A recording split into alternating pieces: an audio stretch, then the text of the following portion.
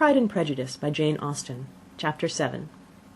Mr. Bennet's property consisted almost entirely in an estate of £2,000 a year, which, unfortunately for his daughters, was entailed, in default of heirs male, on a distant relation; and their mother's fortune, though ample for her situation in life, could but ill supply the deficiency of his. Her father had been an attorney in Meryton, and had left her £4,000. She had a sister married to a Mr. Phillips, who had been a clerk to their father and succeeded him in the business, and a brother settled in London in a respectable line of trade. The village of Longbourn was only 1 mile from Meryton, a most convenient distance for the young ladies, who were usually tempted thither 3 or 4 times a week, to pay their duty to their aunt and to a milliner's shop just over the way. The 2 youngest of the family, Catherine and Lydia, were particularly frequent in these attentions. Their minds were more vacant than their sisters', and when nothing better offered, a walk to Meryton was necessary to amuse their morning hours and furnish conversation for the evening. And however bare of news the country in general might be, they always contrived to learn some from their aunt. At present, indeed, they were well supplied, both with news and happiness, by the recent arrival of a militia regiment in the neighbourhood. It was to remain the whole winter, and Meryton was the headquarters. Their visits to Mrs. Phillips were now productive of the most interesting intelligence. Every day added something to their knowledge of the officers' names and connections. Their lodgings were not long a secret, and at length they began to know the officers themselves. Mr. Phillips visited them all, and this opened to his nieces a store of felicity unknown before. They could talk of nothing but officers, and Mr. Bingley's large fortune, the mention of which gave animation to their mother, was worthless in their eyes when opposed to the regimentals of an ensign. After listening one morning to their effusions on this subject, Mr. Bennet coolly observed, "From all that I can collect by your manner of talking, you must be 2 of the silliest girls in the country. I've suspected it some time, but I am now convinced." Catherine was disconcerted and made no answer, but Lydia, with perfect indifference, continued to express her admiration of Captain Carter, and her hope of seeing him in the course of the day, as he was going the next morning to London. "I am astonished, my dear," said Mrs. Bennet, "that you should be so ready to think your own children silly. If I wish to think slightingly of anybody's children, it should not be of my own, however. If my children are silly, I must hope to be always sensible of it." "Yes, but as it happens, they are all of them very clever." "This is the only point, I flatter myself, on which we do not agree. I had hoped that our sentiments coincided in every particular, but I must so far differ from you as to think our 2 youngest daughters uncommonly foolish." "My dear Mr. Bennet, you must not expect such girls to have the sense of their father and mother. When they get to our age, I dare say they will not think about officers any more than we do. I remember the time when I liked a red coat myself very well, and indeed I still do at my heart. And if a smart young colonel with 5,000 or 6,000 a year should want one of my girls, I shall not say nay to him. And I thought Colonel Forster looked very becoming the other night at Sir William's in his regimentals." "Mamma," cried Lydia, "my aunt says that Colonel Forster and Captain Carter do not go so often to Miss Watson's as they did when they first came. She sees them now very often standing in Clark's library." Mrs. Bennet was prevented from replying by the entrance of the footman with a note for Miss Bennet. It came from Netherfield, and the servant waited for an answer. Mrs. Bennet's eyes sparkled with pleasure, and she was eagerly calling out while her daughter read, "Well, Jane, who's it from? What's it about? What does he say? Well, Jane, make haste and tell us. Make haste, my love." "It is from Miss Bingley," said Jane, and then read it aloud.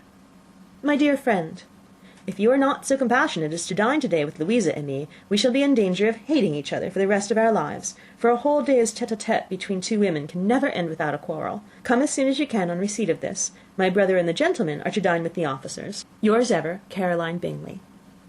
"With the officers!" cried Lydia. "I wonder my aunt did not tell us of that." "Dining out," said Mrs. Bennet. "That is very unlucky."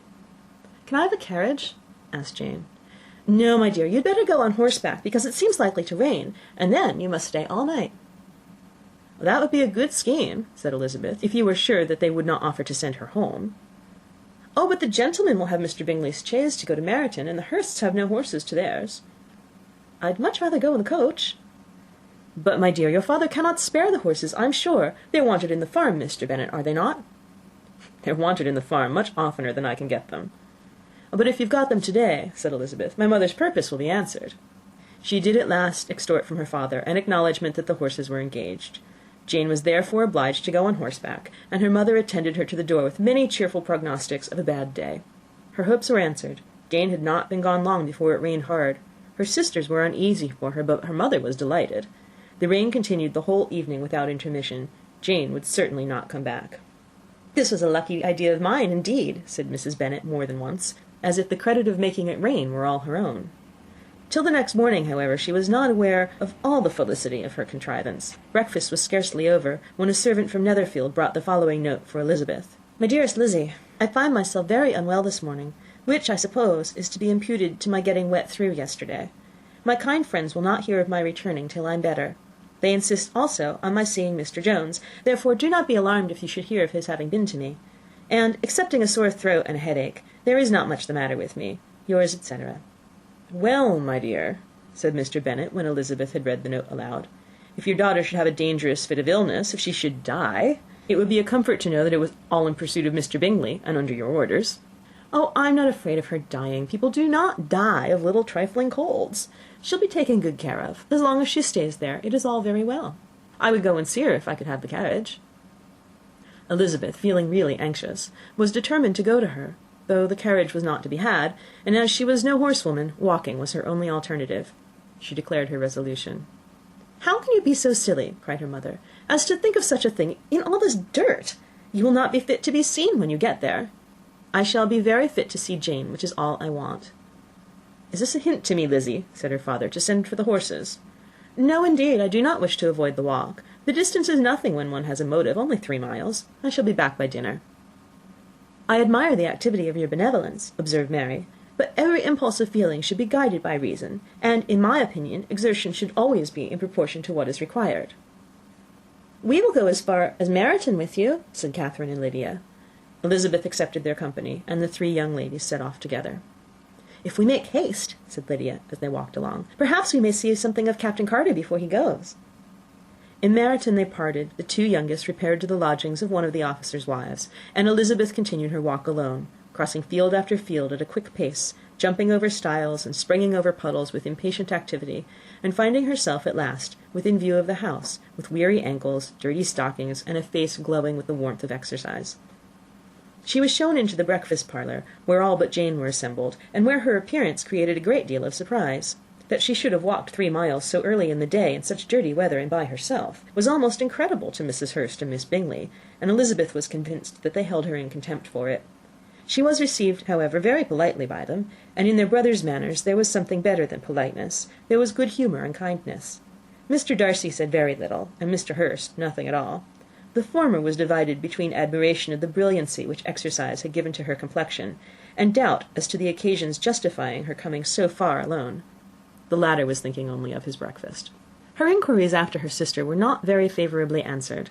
Miss Bennet had slept ill, and though up, was feverish, and not well enough to leave her room.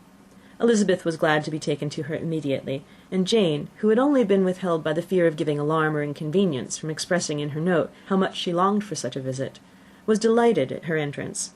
She was not equal, however, to much conversation, and when Miss Bingley left them together, could attempt little besides expressions of gratitude for the extraordinary kindness she was treated with. Elizabeth silently attended her. When breakfast was over, they were joined by the sisters, and Elizabeth began to like them herself when she saw how much affection and solicitude they showed for Jane. The apothecary came, and having examined his patient, said, as might be supposed, that she had caught a violent cold, and that they must endeavour to get the better of it, advised her to return to bed, and promised her some draughts. The advice was followed readily, for the feverish symptoms increased, and her head ached acutely. Elizabeth did not quit her room for a moment, nor were the other ladies often absent. The gentlemen being out, they had, in fact, nothing to do elsewhere. When the clock struck 3, Elizabeth felt that she must go, and very unwillingly said so. Miss Bingley offered her the carriage, and she only wanted a little pressing to accept it, when Jane testified such concern in parting with her, that Miss Bingley was obliged to convert the offer of the chaise to an invitation to remain at Netherfield for the present. Elizabeth most thankfully consented, and a servant was dispatched to Longbourn to acquaint the family with her stay, and bring back a supply of clothes. End of Chapter 7.